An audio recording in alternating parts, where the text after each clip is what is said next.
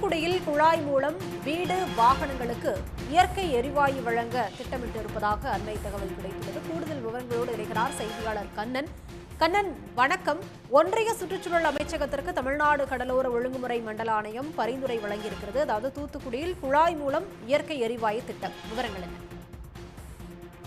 நிச்சயமாக தமிழ்நாடு முழுவதும் குறிப்பாக ஒரு 9 மாவட்டங்களில் இந்த குழாய் மூலம் எரிவாயு வழங்கும் திட்டத்தை செயல்படுத்த தமிழ்நாடு அரசு ஏற்கனவே அனுமதி அளித்திருக்கிறது.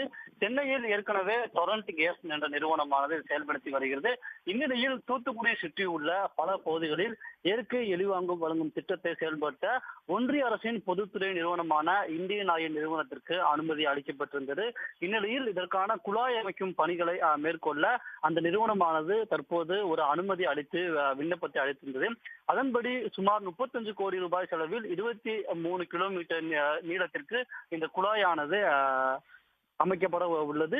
இதில் சுமார் 766 மீட்டர் பகுதி கடலோர ஒழுங்குமுறை ஆணைய பகுதிகளுக்கு வருவதால் இதற்கு கடலோர ஒழுங்குமுறை ஆணைய அனுமதி அளிக்க கோரி இந்தியன் ஆயில் நிறுவனமானது விண்ணப்பத்தை சமர்ப்பித்திருந்தது. இந்த விண்ணப்பத்தை பரிசீலனை செய்த தமிழ்நாடு கடலோர ஒழுங்குமுறை ஆணையம் இந்த திட்டத்திற்கு அனுமதி அளிக்கலாம் என்று ஒன்றிய சுற்றுச்சூழல் மற்றும் காலநிலை மாற்ற அமைச்சகத்திற்கு பரிந்துரை வழங்கியுள்ளது. இதனைத் தொடர்ந்து ஒன்றிய அரசு இதற்கு அனுமதி அளித்தவுடன் உடனடியாக குழாய் அமைக்கும் பணிகள் தொடங்கி விரைவில் இந்த திட்டம் தூத்துக்குடி பகுதியில் நடைமுறைக்கு வரும் என்று எதிர்பார்க்கப்படுகிறது.